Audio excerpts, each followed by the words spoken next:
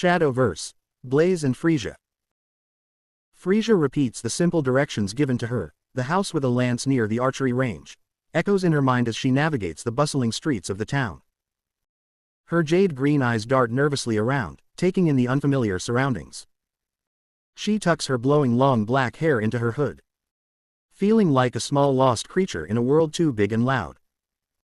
The wind picking up slightly, she shivers as evening sets in. The streets lined with stone and timber houses, each one looking similar to the next. Vendors shout their wares, children run and play, the clatter of hooves on cobblestones filling the air. She pulls her green capelet tighter around her, trying to avoid drawing attention to herself. After what feels like an eternity of wandering, Freesia finally spots the archery range. Relief washing over her as she quickens her pace, her boots kicking up small clouds of dust. Beyond the range, she sees a stone brick, two-story timber-framed house. The structure standing out with its sturdy build and simple elegance. Taking a deep breath, she sighs with relief. By the door, a lance stands tall, its polished shaft gleaming in the fading light. Her heart pounds in her chest as she raises her hand to rap on the door. The sound of her knuckles against the wood seeming louder than it should have been, echoing in her ears. Dot. Dot. Dot. Just as she is about to lower her hand, the door swings open, startling her. The man, being average height at 5 foot 8 inches tall, though he is half a foot taller than Freesia. Eyes wide, she looks up at Blaze, standing in the doorway. She opens her mouth to speak but finds the words caught in her throat. He looks down with a mix of curiosity and expectation. Freesia's mind racing, her heart pounding in her chest. She takes a deep breath, trying to calm her nerves, and finally speaks. I'm Freesia, she stammers, her voice barely above a whisper. Your new squire, sir. Eyeing her closely, he sighs. You must be mistaken. She stammers. I don't think I am mistaken. You are. Sir Blaze, aren't you? He watches as she fumbles with a scroll, procuring it from her small bag. Eyeing it, he sees it details her duty as squire under his care. He narrows his eyes at the scroll. Fine, he grunts, stepping aside to allow her entry. But make no mistake, squire or not, you'll have to earn your keep around here. The woman swallows hard, nodding in understanding. Then steps cautiously inside, taking in her new surroundings. The house is cool and warmly lit, with a strong scent of leather and metal lingering in the air. To her left, a set of stairs go up to the second floor, and to her right, a large fireplace crackles, casting dancing shadows on the rough-hewn walls. She turns back to face him, her jade green eyes filled with determination. I understand, Sir Blaze. I'm here to learn and work hard, she says, squaring her shoulders. What are my first orders? He looks at her, his dark eyes assessing her. Follow me, he growls, leading the way up the stairs. The second floor is dimly lit by flickering candlelight, and the air is heavy with the scent of old leather and the musty odor of unused rooms. He stops outside of a large wooden door, its surface worn and battered from years of use. Without a word, he turns the iron handle and pushes the door open, stepping aside to let her enter. The room is large, with sturdy oak racks lining the walls, each one filled with different types of armor. In the center of the room is a large workbench, upon which sits various tools and pieces of metal. Your first order, Blaze says, his voice echoing in the quiet space, is to learn everything you can about armor. This is my workshop, and it's your responsibility to keep it in good working order. He points to a small pile of papers on the workbench. Those are the schematics for the latest set of armor I'm working on. Study them carefully and familiarize yourself with the different parts and pieces. You'll be assisting me in its construction from now on. Her heart hammers in her chest as she nods, determined to prove herself. I will, Sir Blaze, her voice barely above a whisper. I won't disappoint you. As he leaves her to her task, she has a troubling thought.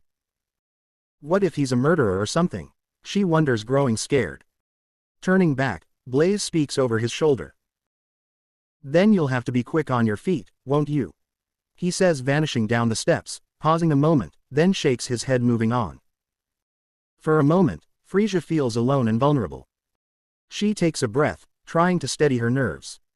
I can't let fear control me. This is my chance to prove myself. She looks over to the papers on the table and sits to begin studying. As she starts to scouring the schematics, she notices that the pieces are meticulously crafted with intricate designs and patterns. I wonder how such intricate work could possibly help with protection on the battlefield. She thinks, deciding to ask Blaze about it when he returns. 48 hours later. After some time studying, Freesia hears footsteps coming up the stairs. She quickly gathers the schematics and tidies up the workbench, trying to impress Blaze with her diligence. The door opens, and Blaze walks in, his expression grim. He goes to the rack and removes a set of battered armor and a shattered sword, setting them down on the table in front of her. This is what happens when equipment isn't maintained properly, he says, looking at the blade, his voice low and threatening. This is why it's important to keep everything in good working order, he says, shaking the armor lightly. Freesia swallows hard, her heart racing. I understand, Sir Blaze, she says, trying to keep her voice steady. I'll make sure everything is always ready for use. Blaze nods, seemingly satisfied with her response. Good, he says, turning to leave. I'll be back later to see your progress. As the door closes behind him, she takes a deep breath, trying to calm her nerves. She can't help but feel that Blaze is a confusing taskmaster, but she's determined to prove herself. She picks up the broken blade, then glances at the battered feminine armor, examining it closely, wondering how she can bring it back to its former glory. Blaze looks back up the stairs. I don't know why they keep sending me helpers. Or why I gave her Kira's armor to repair, he thinks, moving over to his chair by the fire. Was my sword, he thinks as he sits down. Spotting movement out of the corner of his eye, looking closer he sees a small mouse scurrying across the floor. Its little nose twitching as it searches for food. With a sigh, he reaches into a pouch at his belt and pulls out a small chunk of cheese, tossing it towards the mouse. It freezes for a moment, then quickly darts towards the cheese, snatching it up in its tiny mouth. It starts to nibble on the cheese contentedly, completely unaware of Blaze's gaze upon it. Blaze mutters to himself. Maybe there's hope for this one yet, he thinks, remembering Freesia's determination. He takes a deep breath, trying to push aside his doubts and focus on her potential. She hasn't even come to bother me as much as others. After all, she is a squire, and squires are meant to learn and grow. Maybe I could mold her into a useful knight, he thinks to himself. He reaches over to the candle on the table next to him, relighting it. The flame flickers to life, casting long shadows across the room. For now, he decides, I'll give her a chance to prove herself. With that thought in mind, he leans back in his chair, closing his eyes, and tries to rest. But sleep evades him, as he finds himself thinking about the strange attacks outside their village. The attacker, strong, relentless, and their village, slowly running out of able-bodied warriors to hunt for the people or creature responsible. The next morning Blaze walks into the armor room and finds Freesia fast asleep. The schematics and tools before her on the table. He is about to wake her but instead lets her sleep. Can't push people too much, he thinks, closing the door. Having decided to go scout the edge of the forest while Freesia rests, he frowns seeing the missing persons posters and papers. The village boards at the edge of the settlement filling with more almost every day. As he passes by a small clearing, he sees movement out of the corner of his eye. Peering closer, he spots a group of what appear to be bandits. Silently moving closer, he sees they're arguing and gesturing wildly towards the tree line. Blaze narrows his eyes, sensing danger. Deciding to watch them from afar for a while, trying to figure out their intentions. Meanwhile, Freesia wakes up, her head pounding from exhaustion. She rubs her eyes, looking around groggily. The armor room is dimly lit, and all she can see is the flickering candlelight casting long shadows across the floor. She realizes that Blaze must have left her alone again. With a sigh, she pushes herself up, stretching her stiff muscles.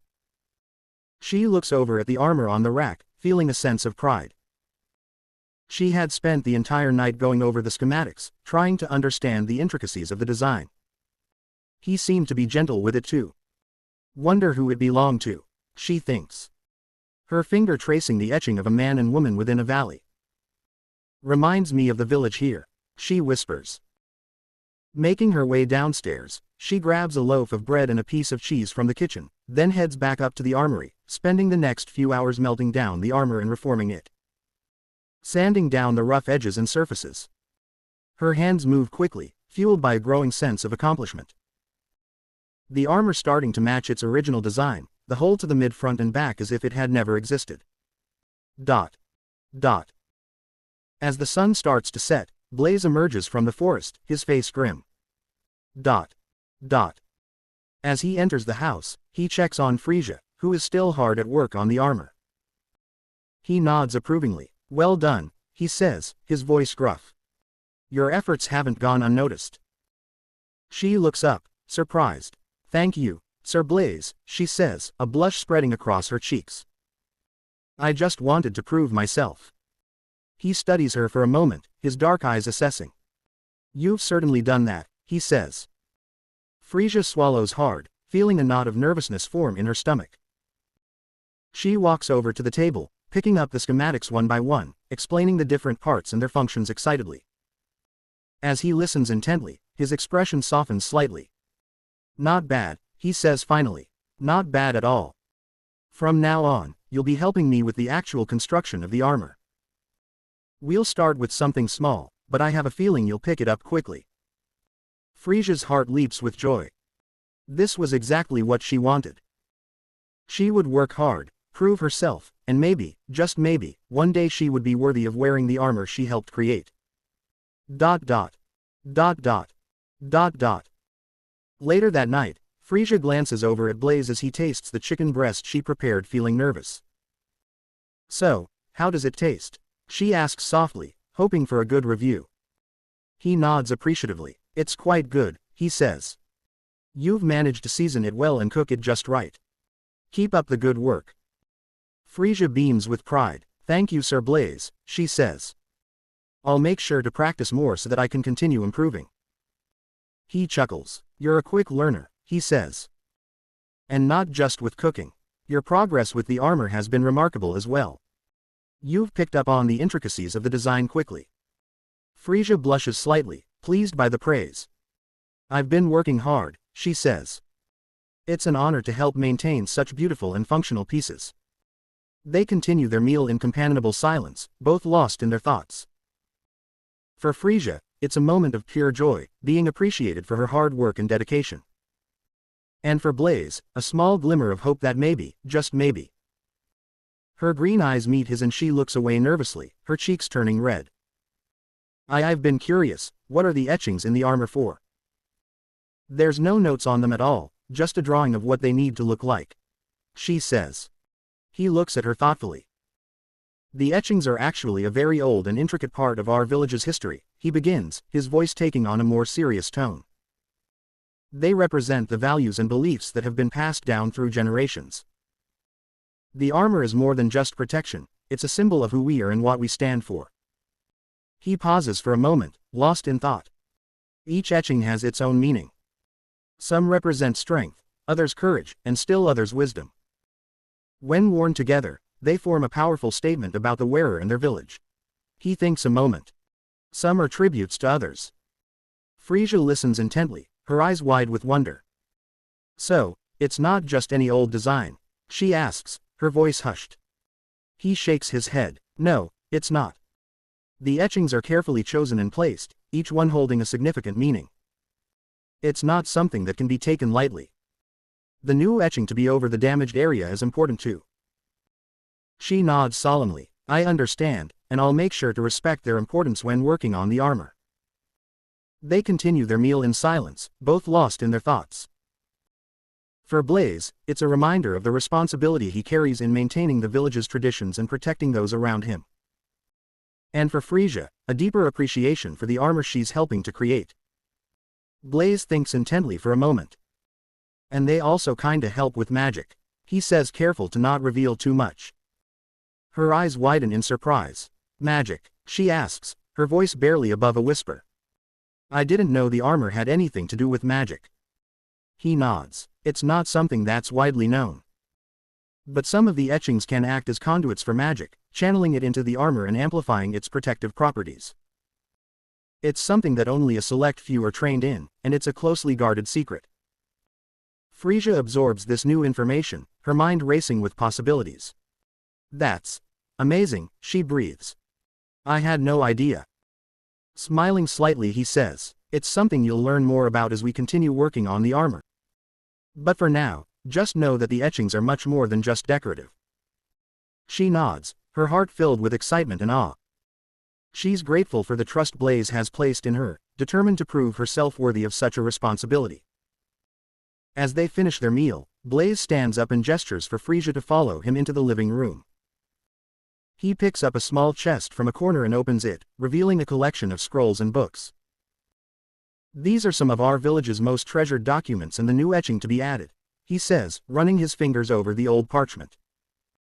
They contain information about our history, traditions, and techniques for creating the armor. Freesia peers into the chest, her eyes wide with wonder. May I look through them, Sir Blaze? She asks hesitantly. He nods. Of course, I think it's time you learned more about our village and its customs. The more you know, the better you'll be able to understand the importance of the armor you're helping to create. She carefully takes out a scroll and begins to read, her fingers tracing over the delicate writing.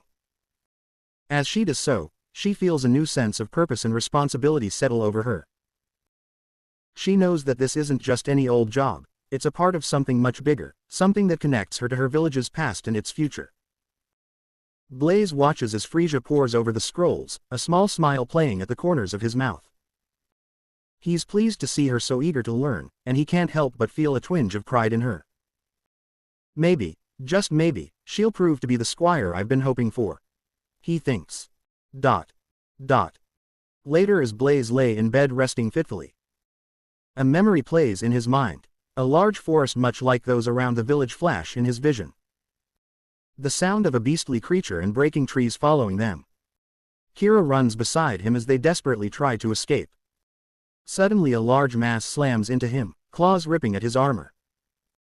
Lashing out at the lion-like blade-tailed creature, his worn sword shattering on its skull as he is sent tumbling into a tree. Kira screams out as the creature pounces on her, crushing her leg as it pins her down from behind. Then like lightning its sharp tail pierces her back and through her chest plate, drawing a breathless gasp. He shudders in his sleep, his heart racing as the nightmare fades away. His eyes opening as he looks around the room. It's been years since I had that one. With a deep sigh, he turns over in his bed, trying to forget and find some rest. Meanwhile, Freesia turns in her own bed looking towards his room through the walls. Sounds like he had a bad dream too, she thinks to herself as a light rain begins to fall outside. At breakfast, Freesia notices Blaze's attitude seems different. I heard you in your sleep last night. I have nightmares sometimes too, she says. Yeah, well, Blaze trails off, rubbing his eyes wearily. It was just a dream. I'm fine now. He takes a bite of his toast, trying to ignore the lingering unease in his chest. She watches him, sensing there's more to it than he's letting on. Hesitating for a moment before speaking. If it's okay with you, maybe we could do some guided meditation or breathing exercises after breakfast. Sometimes those can help clear your mind and ease stress. He raises an eyebrow in surprise but nods nonetheless. All right, I suppose that couldn't hurt. Let's do it. He finishes his breakfast quickly, eager to get on with the day. As they settle down on the floor, legs crossed, Freesia begins to guide him through some simple breathing exercises. Inhale deeply through your nose, filling your lungs with air, she says softly. And exhale slowly through your mouth, letting all the tension go. Blaze follows her instructions, finding himself relaxing a little bit more with each passing moment. He focuses on the present, letting go of the fear and anxiety from the night before.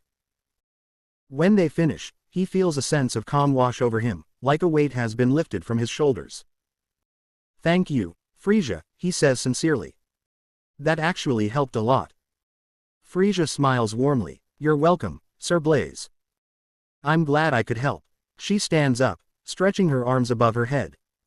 Now, shall we get started on the armor? Blaze nods, pushing the nightmare to the back of his mind. He has a Squire to train and armor to create. And maybe, just maybe, with Freesia by his side, he can finally start to move forward. Dot. Dot. The next day Blaze is walking through the village when he overhears a traveler's tale. Just months ago there was a falling star that hit somewhere in the mountains to the north. After that, it's like creatures of the night have been reported more often, no one feels safe anymore. The man tells one of the vendors. Blaze politely gets the man's attention as his curiosity is piqued. I don't mean to intrude, but might I ask where exactly that falling star impacted? He says. The man points northward. Well, it was said to have hit somewhere near that large mountain range with the snow-capped peaks. But like I said, that was months ago. I doubt anything remains of it. Blaze nods, his mind already racing with thoughts of what this might mean for his village. He has to investigate, to make sure they're prepared for whatever might come their way. With a determined look in his eyes, he makes his way back to his forge. Freesia looks up as Blaze enters the workshop, a frown on her soot-covered face. Is everything all right, Sir Blaze? She asks, sensing his worried state. He sighs, running a hand through his hair. I'm not sure yet, he says honestly. There's a possibility that a meteorite might have hit near the mountains to the north. If that's the case, we need to be prepared for an increase in monster activity. Freesia nods, her eyes wide with understanding. So, you think the equipment we're creating could be used to protect the village from these creatures? She asks. He nods, his mind already turning towards the designs for the new armor and weapons. Exactly, he says, we need to make sure our metal is strong enough to withstand their attacks. The safety of our village depends on it. Freesia feels a surge of determination rise within her. She knew coming here as a squire wasn't going to be easy, but she never expected to be a part of something so important. With renewed focus, she grabs the hammer and begins forging a new blade, ready to do whatever it takes to protect her new home. With each blow sparks fly as the hellish heat of the forge waves in the air. He glances at her a moment as sweat beads on her forehead. You're from around there, aren't you? Have you heard anything about it?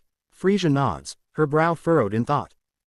Yes, Sir Blaze, I'm originally from a small village near those mountains, she says quietly. But we haven't had any direct contact with the creatures yet. We've just heard rumors and stories like everyone else.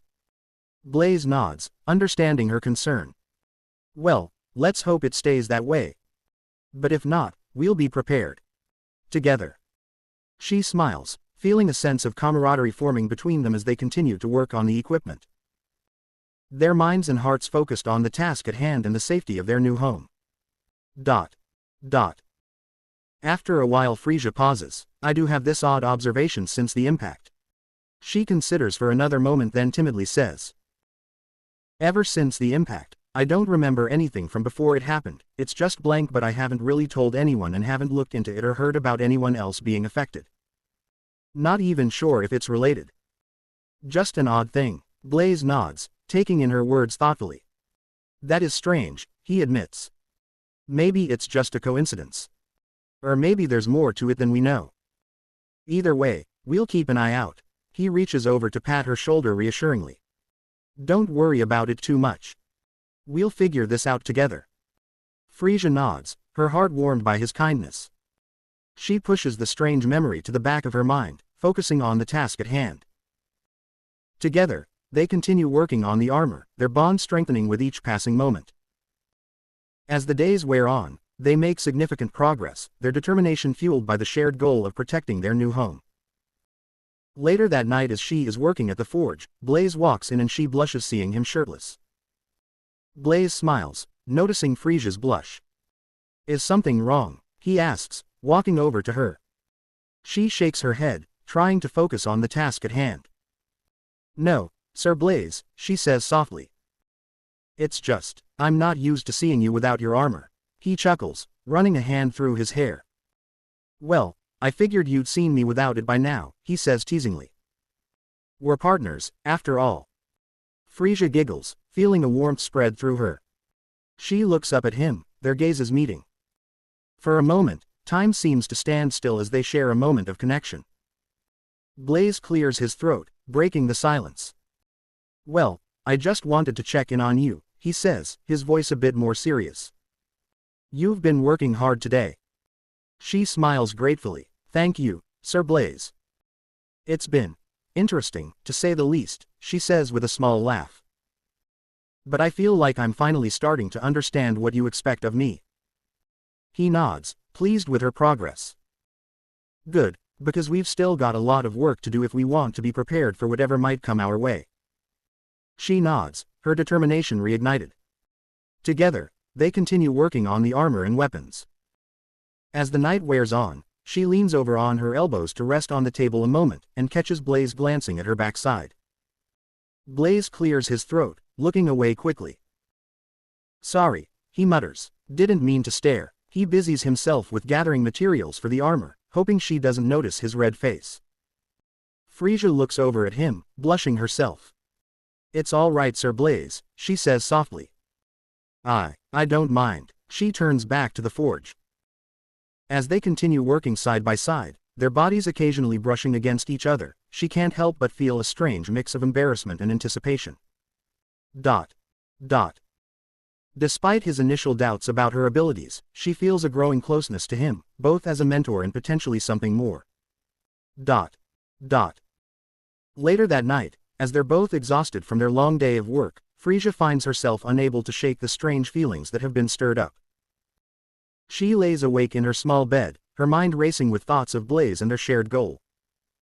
She wonders if he feels the same way she does, if their partnership could maybe evolve into something more. Meanwhile, Blaze lies awake in his bed, his mind also filled with thoughts of Freesia. He can't deny the attraction he feels towards her, nor the respect he's gained for her as an apprentice. He wonders if maybe there's something more to their partnership than just training and armor making.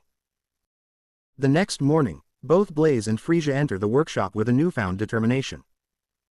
They spend the day working tirelessly, their hands moving in perfect harmony. As they work, they can't help but steal glances at each other, their eyes filled with a newfound understanding. The air between them charged with a nervous but pleasant tension. Later in the day during a combat training session, a messenger from the king arrives. His knock on the door being unexpected. Freesia quickly answers the door, a frown forming on Blaze's face as he recognizes the royal emblem on the messenger's cloak. What is it? He asks, his mind still preoccupied with thoughts of Freesia. The messenger clears his throat, looking uncomfortable under Blaze's steely gaze. Sir Blaze, he begins hesitantly, King Eldon requests your presence at the palace immediately. It's a matter of urgency. Blaze's heart sinks. This can't be good news. He turns to Freesia, his expression grave. Something's come up, he says quietly. I need to go to the palace. Can you manage here alone until I get back? Nodding as she sits down. Of course, Sir Blaze, she says softly. I'll take good care of everything while you're gone. He smiles slightly, a wave of relief washing over him. Thank you, he says sincerely. I'll be back as soon as I can. With that, he rushes out of the workshop, leaving Freesia alone with her thoughts and their unspoken feelings. A few hours later, Blaze awaits the king in the castle's empty throne room. You wanted to see me, Your Highness? He asks, bowing his head respectfully as the king enters. King Eldon sighs heavily, his face etched with concern. Blaze, he begins solemnly, we've received reports of increased monster activity in the mountains, due to a falling star that has landed there recently. He pauses for a moment, taking a deep breath. I need you to go to the mountains and investigate.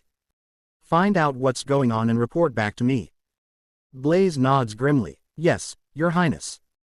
I'll head out immediately. He hesitates for a moment before speaking again. But I'm not the only one who should go. Freesia has been proving herself as an excellent apprentice and partner. The king considers this for a moment before nodding. Very well, he says finally. Take Freesia with you. The safety of our village depends on it. With that, Blaze turns and leaves the throne room, his mind already whirling with plans for their journey. He can't help but feel a mixture of nervousness and excitement at the thought of exploring the mountains and facing whatever dangers lie ahead. And as he walks down the hall, he can't shake the feeling that things between him and Freesia are about to change forever. Dot. As they set out for the mountains the next day, Blaze looks at Freesia a moment. As much as she's improved, he thinks to himself.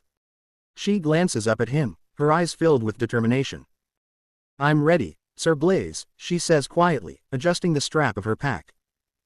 He nods, his heart swelling with pride. Then let's get moving, he says, leading the way towards the mountains. As they hike through the rugged terrain, the sky is clear and the sun hanging high. Dot. Dot. Dot. Days later, the dark night flickers with torchlight through the trees. Dot. Dot. Freesia looks into the roaring jaws of a large humanoid wolf.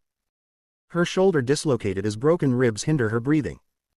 The beast looming, its razor-sharp teeth glinting in the moonlight. Blaze rushes forward as he slashes at the creature's flank. Its howl of pain filling the night, turning its attention to him. Get back, Blaze shouts to Freesia as he parries the beast's articulate, dagger-like claws. His armor creaks and groans under the force of the blows. The monster's hot breath washing over him, reeking of decay and malice. Freesia staggers to her feet, gritting her teeth against the agony in her shoulder and ribs. She snatches up her fallen blade with her good hand. Just as Blaze stabs his sword through the creature's head, another appears and Freesia tries to sidestep its charge, its heavy body hitting her like a boulder. The world explodes in white as the impact knocks her violently against a tree. She looks over at Blaze as the creature's long claws and teeth like steel rip at her armor. A piercing pain burning in her chest, the air forced from her lungs as the darkness envelops her. Blaze's heart pounds with fear and rage. The monstrous beast pinning Freesia against a tree, a claw piercing through her armor as she struggles weakly. No, he roars, plunging his blade into the creature's back. It howls in pain and fury, turning to face him. Blaze meets its eyes, seeing only malice and hunger there. He knows he must end this quickly, before the beast can turn its attention back to Freesia. He launches into a furious barrage of attacks, his blade flashing as he slashes and stabs. The monster retaliates with savage swipes of its claws, but Blaze's armor holds, barely. Blaze grits his teeth, feeling the strain of the battle in every joint and muscle. The creature's claws gouge deep furrows in his breastplate, and he knows he can't keep this up for long. But the thought of Freesia, so brutally injured and helpless, spurs him to greater effort. He feints left, then lunges right, driving his sword deep into the beast's chest. It staggers back with a guttural roar, dark blood pouring from the wound. Blaze presses his advantage, hammering at the monster with heavy blows, trying to bring it down before his strength gives out.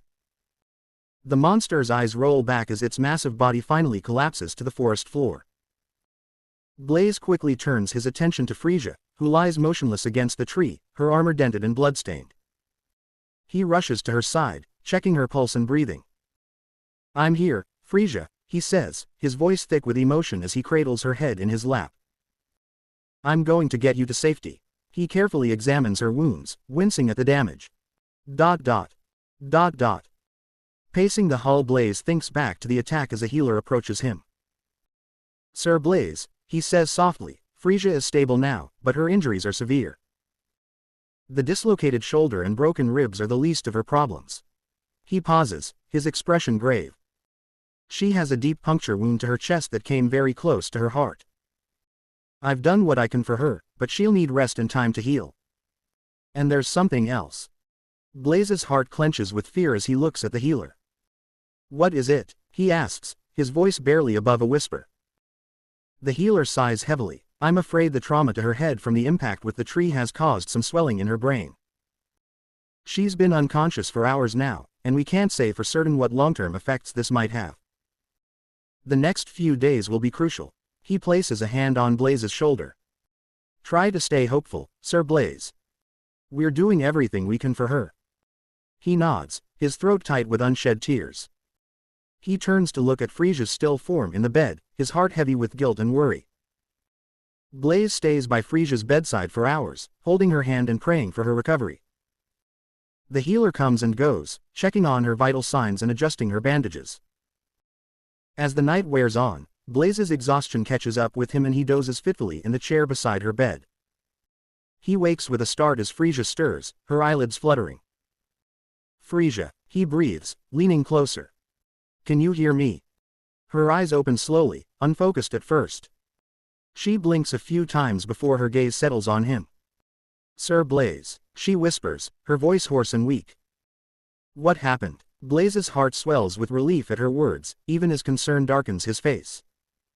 You were attacked by a wolf beast. You're safe now, but your injuries are severe. He gently squeezes her hand, careful not to aggravate her wounds. The healer says you need time to recover. Freesia's brow furrows in confusion. But why can't I remember? Everything feels fuzzy. She tries to sit up, wincing as pain shoots through her body. And why does my head hurt so much? Blaze helps her lie back down, his face etched with worry. The impact with the tree caused some swelling in your brain. He pauses, struggling to find the right words. You may have some memory loss, at least temporarily.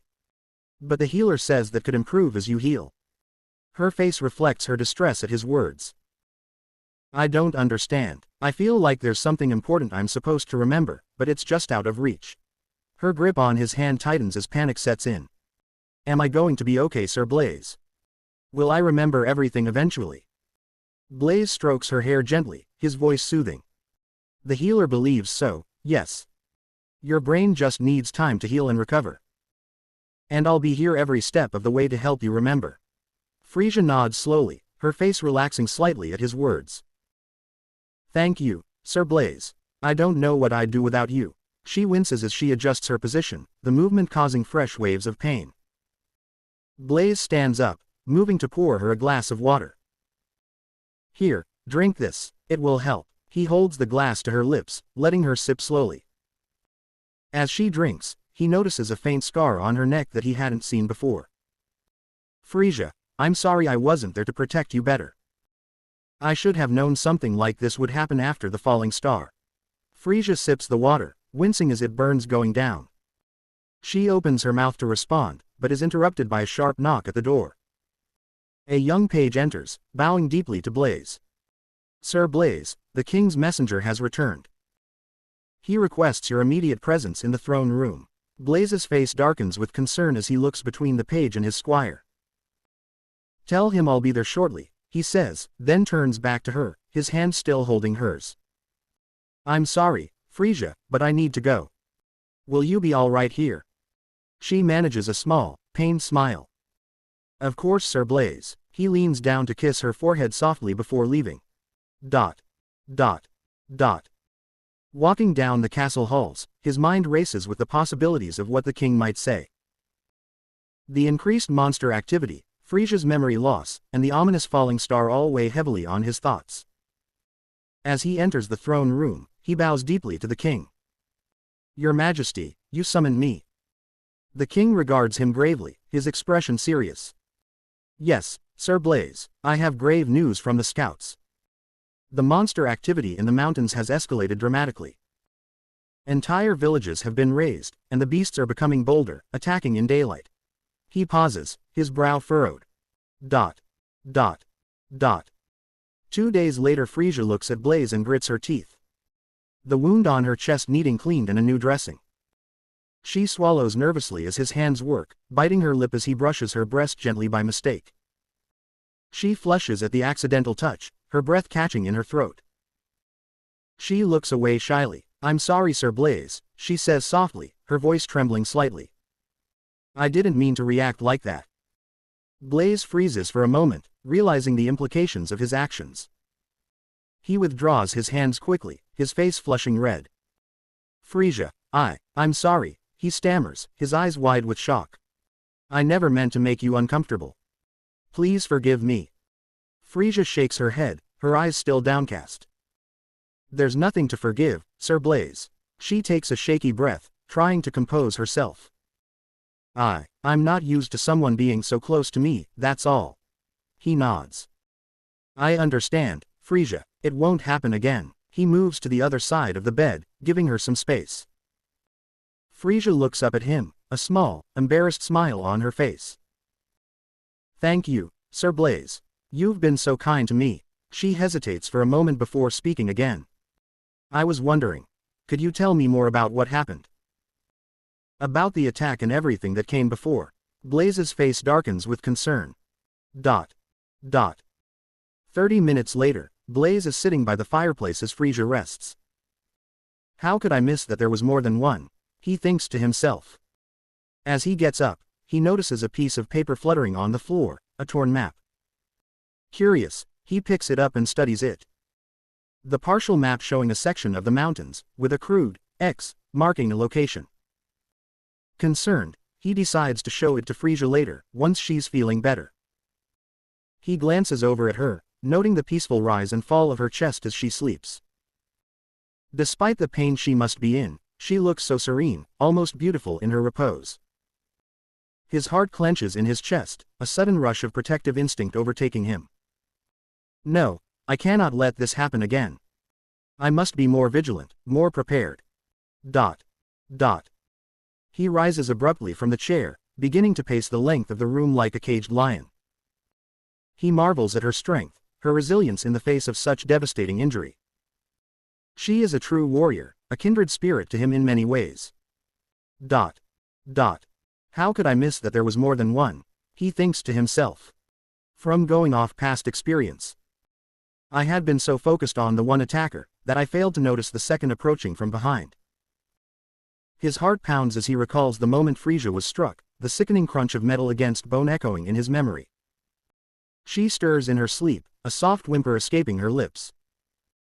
Blaze immediately moves to her side, gently brushing a strand of hair from her forehead. I'm here, Freesia, he whispers, his words thick with emotion. I'll make this right, I promise. He pauses by the window, staring out at the darkening sky. The moon is nearly full, casting an eerie glow over the landscape. His mind races with the implications of Freesia's revelation. He shakes his head with a sigh.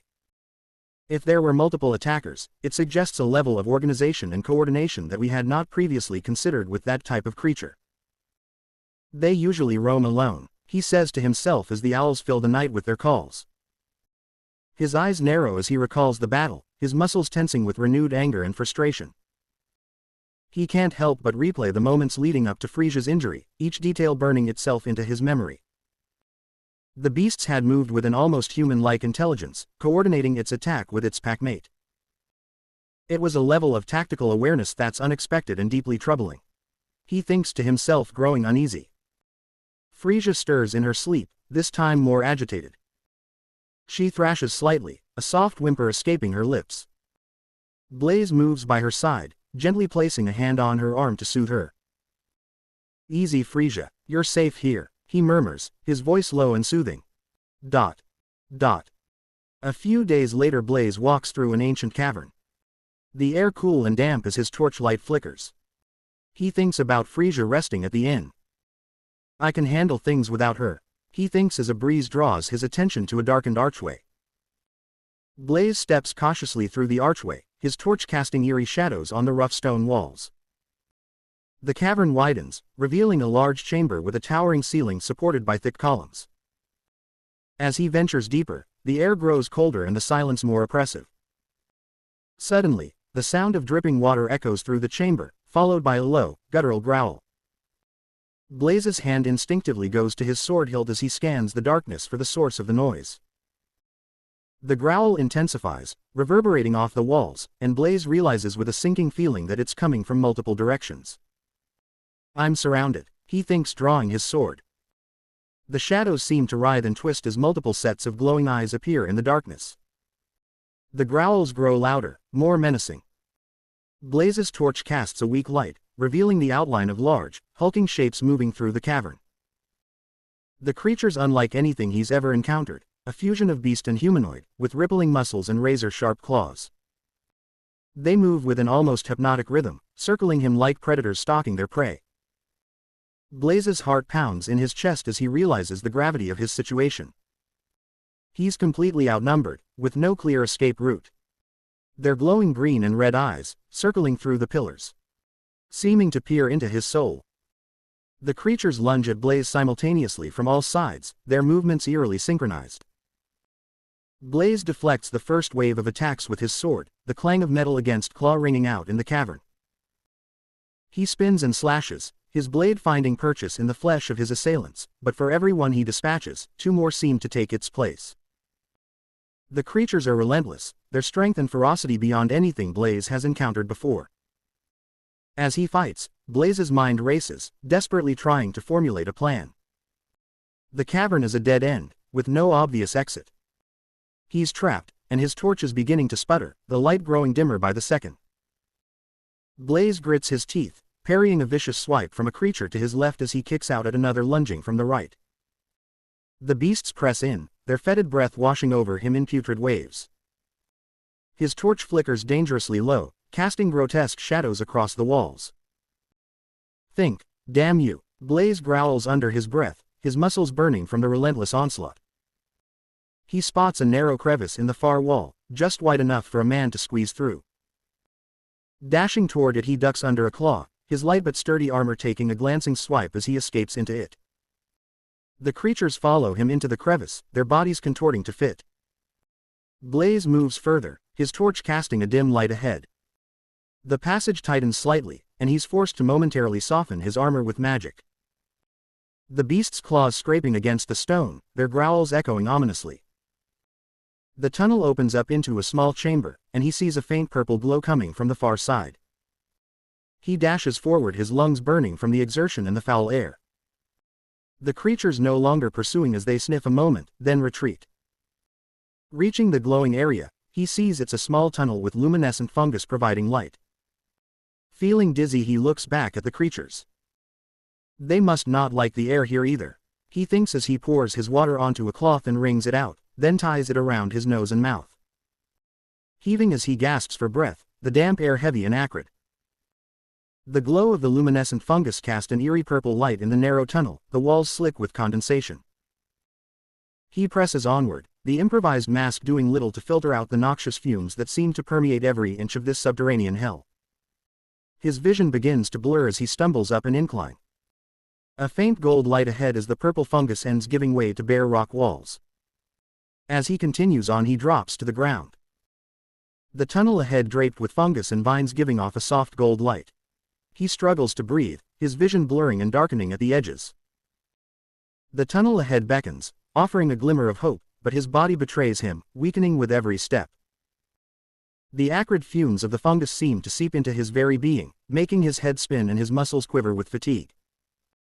He crawls forward, his armor scraping against the rough stone floor, leaving scratches in its wake.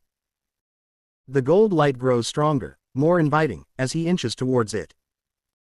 But the poisonous atmosphere is taking its toll, and he can feel consciousness slipping away. As he blacks out, he reaches for a vine, its thorns piercing into his armored hand. Blaze's eyes flutter open, his vision blurred and unfocused. The golden light of the tunnel seems to swirl and dance before him, its warm glow a stark contrast to the dank, chilly air that fills his lungs. He coughs, the sound echoing off the walls of the narrow passage, and struggles to push himself up from the cold stone floor. His head pounds, a dull, throbbing ache that seems to radiate from the very center of his being.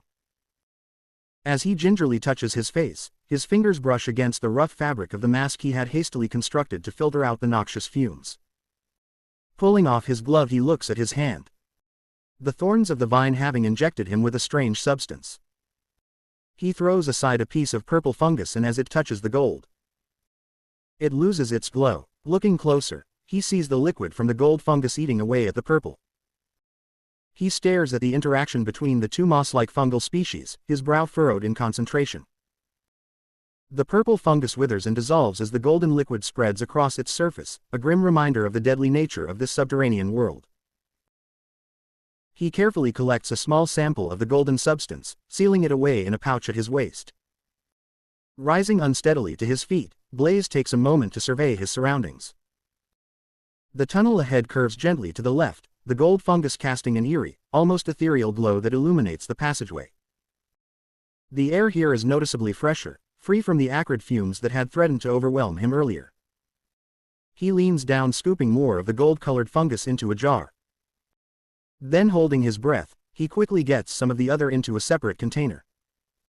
Freesia would love this, never seen anything like it.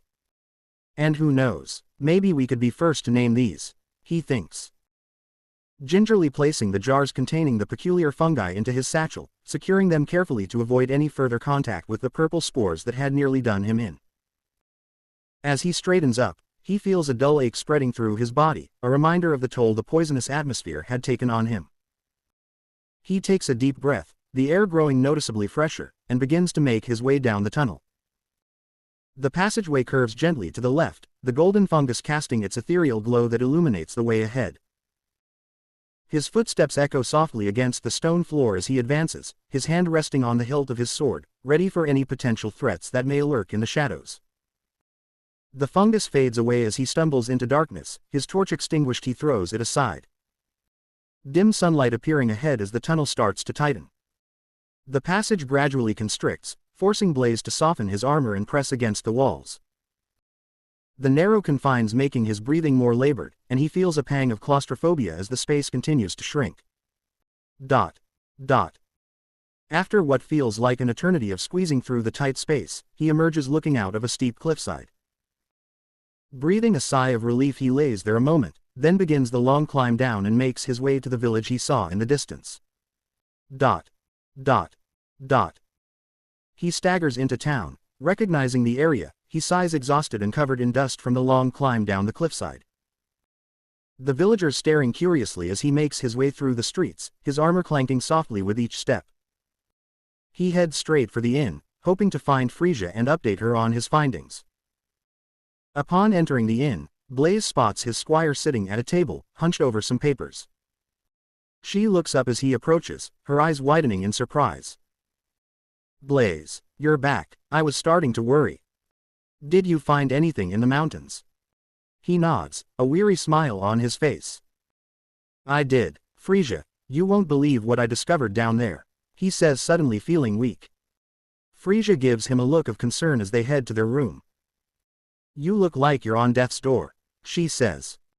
Entering their room, he begins to tell her about the purple and gold fungus. Her eyes fixating on the jars, looking intently as she listens to his experience of each. "This is incredible," she says as she examines the golden fungus. "The way these two react to each other, it's like they're in a symbiotic relationship. And the purple one, where is its energy and mass coming from? It's fascinating how it spreads like a virus, consuming everything in its path. And the other seeming to keep it at bay." Freesia's fascination is evident as she continues examining the specimens. "Do you think we could use this somehow? Maybe find a way to harness the properties of the golden fungus for healing?" Blaze nods, his eyelids growing heavy as he leans against the wall. "That's exactly what I was thinking. But I need to rest first. That poison from the purple fungus, it's taking its toll." He slides down the wall, sitting on the floor. Freesia rushes over to him. "I thought you said the gold thing counteracts that." He looks around in a daze. "Maybe. It wasn't enough to fully counteract it," he says as she helps him to his bed, then quickly starts working on a cure as he groans in pain. The purple fungus beginning to spread across his skin, causing intense pain. She works frantically to mix the gold fungus with various herbs, hoping to create a counteracting solution. As she approaches with the concoction, Blaze's skin takes on a sickly purple hue, his breathing becoming labored. Freesia applies the mixture to his skin, but it only partially slows the spread, which has now reached his neck. "It's not working fast enough," she exclaims, panic setting in as she struggles to find a more effective solution. She stops to think, "I need more of them both. The Goldamoss doesn't produce the antidote mixture unless it's reacting to the Toxamoss. I have to go and get some more from that cavern," she says to him as she has him drink a warm bitter liquid. He tries to protest but she silences him. "Just trust me, I'm not going to go in through the known entrance. And if those creatures deep inside knew of the way you found, they'd have been there," she says, reassuring him as she puts on her light armor. "Don't worry, I just have to find that spot you came out," she says as she disappears through the door. After a moment she leans back in. "It'll be a stealth mission too. If anything happens I'll abandon the mission and we can try again. Only really need the purple as it gets eaten by the Goldamoss." She pauses a moment then hurries away. Looking after her as he feels too weak to move. He can't help but be afraid as he lays back on the bed, his skin still tinged with an unsettling purple hue. The mixture Freesia had concocted slowing the spread of the poison, but it still creeps across his skin, a painful reminder of his ordeal in the mountains. His mind drifts to Freesia, wondering if she will be safe in her mission to retrieve more of the peculiar fungi. I know she's capable, but the thought of her venturing into the treacherous cavern alone. He thinks. Memories of Kira and the similar attack on Freesia running through his mind. We didn't even get to say goodbye, he thinks. Kira's life force having vanished quickly as Blaze saw the life fade from her eyes. Dot. Dot. Dot. The hours tick by, his thoughts racing, his imagination conjuring up scenarios, each more harrowing than the last. As he lay there he loses consciousness, his mind full of tension and fear. When he finally wakes, he finds himself in an unfamiliar room. The air, cool and sterile, the walls lined with white tiles. He looks down and sees that he is lying in a hospital bed, his skin now clear of the purple fungus. Freesia sitting beside him, her face etched with worry. Blaze, she exclaims, relief in her voice. You're awake, how are you feeling? He tries to sit up, but his body feels weak and achy. I'm okay, I think, he says, his voice hoarse. What happened? Where am I? He asks. You're in the infirmary, she explains, hugging him tightly. I was able to get more than enough to make a proper antidote and the healer's establishment has taken samples as well. Then smiling she says. They also like the names I gave them. Blaze nods weakly, his head spinning from the effects of the antidote. I'm glad you're okay, Freesia, he says, reaching out to touch her hand. Thank you for saving me, he croaks. She smiles softly, intertwining her fingers with his. Of course, we're partners, after all. She pauses, a concerned look crossing her face. But Blaze, there's something I need to tell you. When I was in the cavern, I found something else. Another piece of the map, with coordinates to a different location. I think this fungus might be part of something bigger, a conspiracy of some sort. Blaze's eyes narrow, his mind already racing with possibilities. A conspiracy, like what? He asks. Dot. Dot.